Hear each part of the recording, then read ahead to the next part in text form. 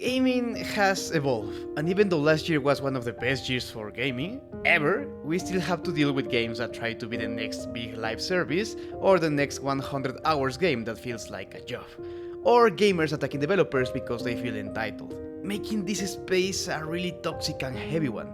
But once a year it seems that there is a game release that makes us remember why we love this hobby, why we want to be developers, and why we enjoy just turning off everything around us and enjoying the game we have right in front of us.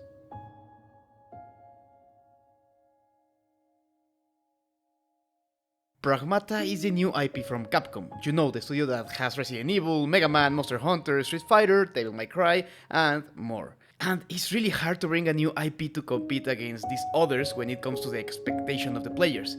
Is it going to be as scary as Resident Evil? Or is it going to be as hype as Devil May Cry? Or is it going to be as iconic as Mega Man and the Robot Masters? Or, I don't know, Hadouken. But I'm happy to say that Pragmata doesn't give a shit about anything else, and it brought a new feeling to this game, a new aura that makes you forget about everything else and just enjoy the moment. In this game you are Hugh, an astronaut that gets into deep shit and needs the help of Diana, a Pragmata, to get out of the moon station and back to Earth, by hacking and shooting robots gone rogue. And while doing it, the bond between these two characters will grow more and more. And that's it. The game is simple by design. The game doesn't concern itself with being something it is not, or with taking time away from the player. You are going to drop into different sectors in a space base, where you will try to reach the end of the sector with the help of Diana to take down rogue bots trying to kill you.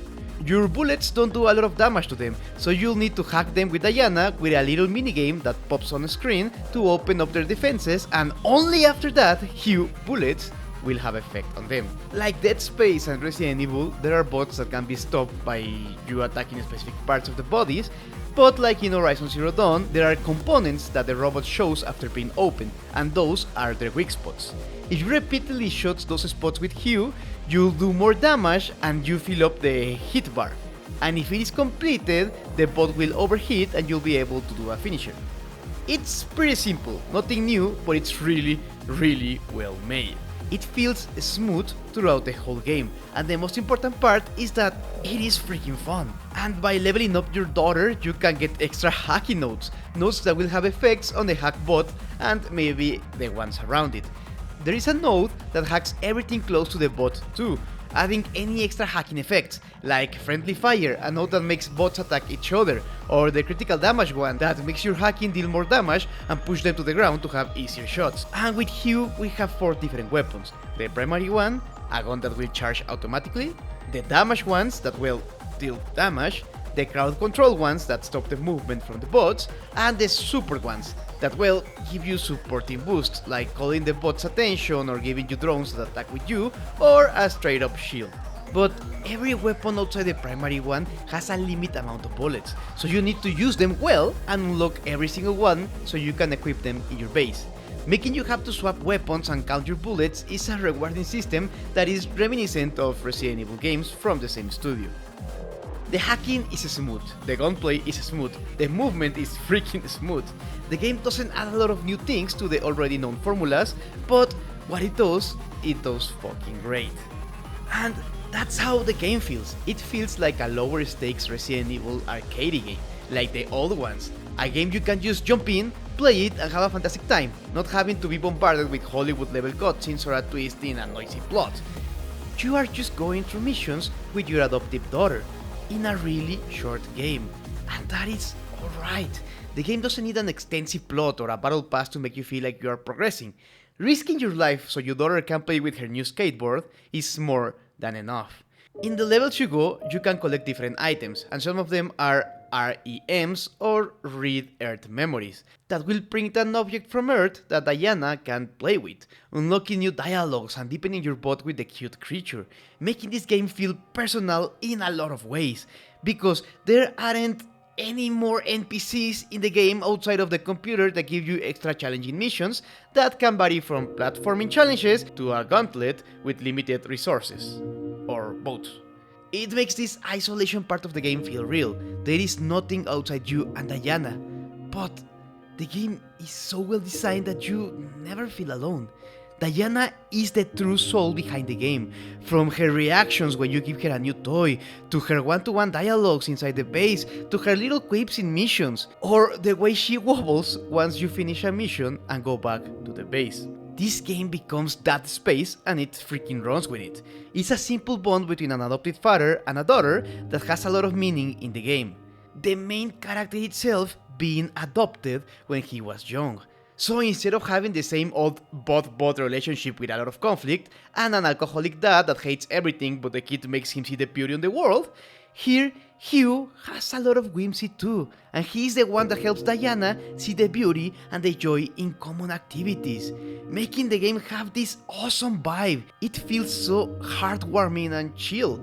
And the fact that the game doesn't have a massive plot or NPCs outside of here makes it so that there isn't a plot point in the back of your head pressuring you from cutting these wholesome moments short. Stay out, Hugh. This is my secret hideout. These moments are the reward the game gives you for completing it, from taking your time to explore the level. These moments are the plot. These moments are what fills you and makes you want to keep exploring and beating the shit out of harder and harder hordes of enemies. I will kill a giant robot that can eat me whole if it means I can give my princess a balloon to play with. That's the whole loop you'll be doing.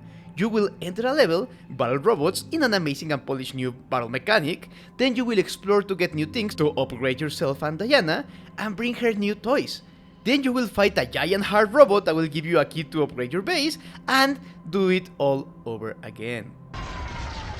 Hell yeah! Hell yeah! If you want, you can take a break to take on the challenges that will give you keys to take on red zones, the hardest fights in the whole game. Also extra weapons and new clothes for you and your creature. Making this a really limited story where nothing really matters, nothing outside yourself and the little robot you adopted as your daughter. So simple and magical that it fills my heart. It's really hard to give it a score, because this game battles with any conception I had of a game in 2026, and brought me back to the early 2000s where I was a little dude playing my first Resident Evil or Metal Slug, a game that didn't care about anything else but just being a game. Not the next big story or the next big graphics or the next ginormous open world, but just cared about being a simple, fun, and well-designed game that makes you love being in the moment. A short experience that you will want to repeat and never forget. Because I know this isn't the last time I'm going to see Hugh and Diana. I will be replaying this game, and probably multiple times, because it gave me something that no other game has given me in a long time. It's been a while since I saw a game that proves why it should exist without having to try too hard. A game that just by experiencing it you understand the fun video games can bring to someone. The ones that gave me that feeling were already existing franchises like Slay the Spire or Silksong. This isn't the next big thing. This game is just itself and unapologetically itself, and that's the good part, that's the magical part of this game. It might not be a giant IP that can expand into multiple games, a franchise known worldwide for its sequels like the other Capcom games, but it is a right and true experiment that Capcom did, and you can feel the passion behind the project. It needed to show that it was worth the years of development hell, and well, for me, it kinda did. It was a sleeper hit that I did not expect it. I didn't even wanted the game, and now I'm glad I give it a shot after me having this Resident Evil-like heavy year. It pressed all the buttons I needed, because sometimes I don't want the next Zelda or the next Expedition 33. Sometimes I just need a simple and fun game. A beauty that not everyone can achieve. This is a really special game that feels like the relationship between Hugh and Diana. Really whimsical, personal, short, and simple, but that I enjoyed endlessly while it lasted, even if I never get to see it again. Why do people build sandcastles anyway? They always crumble. Wouldn't it be better to make them out of something stronger? That's the fun part. You build it quick as you can, and it falls apart just as fast. What's fun about that? It's not about what you make, it's the act of making that's fun. But aren't you sad when it falls apart? Not everything needs to be forever. Sometimes it's enough to just enjoy the moment.